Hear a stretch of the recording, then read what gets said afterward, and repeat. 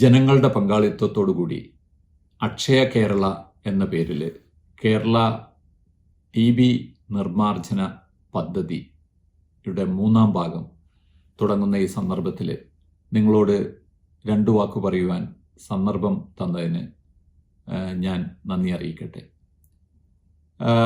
TB നമുക്കൊക്കെ അറിയാം, ഒരു വളരെ കാലമായിട്ട് മനുഷ്യരാശിയെ ബാധിച്ചുകൊണ്ടിരിക്കുന്ന ഒരു രോഗമാണ്. ഇപ്പോഴും ലോകത്തിൽ എത്രയോ പേർ TB കൊണ്ട് കഷ്ടപ്പെടുന്നതും അതേപോലെ തന്നെ മരിച്ചു പോകുന്നതും നമുക്കറിയാം.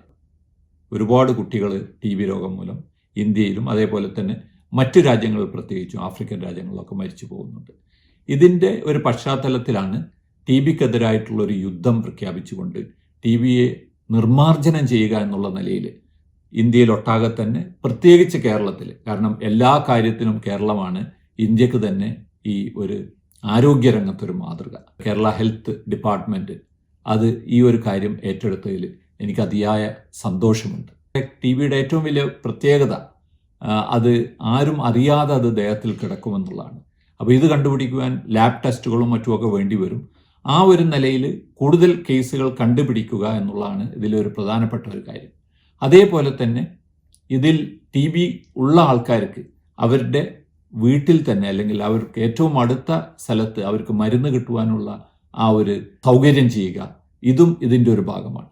അതേപോലെ തന്നെ TBയിൽ നിന്നുള്ള മരണം അത് ഇല്ലാതാക്കുക എന്നുള്ളതാണ് ഇതിൻ്റെ ഒരു പ്രധാനപ്പെട്ട ഒരു മുദ്രാവാക്യം തന്നെ, പ്രത്യേകിച്ച് കുട്ടികളിൽ.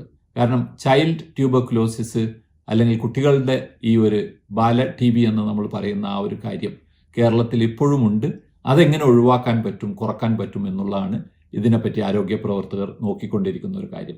നാം താമസിച്ച് കഴിഞ്ഞാൽ ഒരുപക്ഷെ ഈ കോവിഡിൻ്റെ ഒക്കെ തന്നെ ആ ഒരു ഇമ്പാക്റ്റ് കുറഞ്ഞു വരുമ്പോൾ TB കൂടുതൽ ശക്തമാവുമോ എന്നുള്ളൊരു പേടി കൂടി നമുക്കുണ്ട്. അതുകൊണ്ട് ഈ ഒരു ജനപങ്കാളിത്തത്തോടു കൂടിയുള്ള ഈ ട്യൂബർകുലോസിസിന് അല്ലെങ്കിൽ ക്ഷയരോഗത്തിനെതിരായിട്ടുള്ള ഈ ഒരു യുദ്ധത്തിൽ നാം എല്ലാവരും ഭാഗഭാക്കാകണം എന്ന് ഞാൻ നിങ്ങളോട് അഭ്യർത്ഥിക്കുകയാണ്.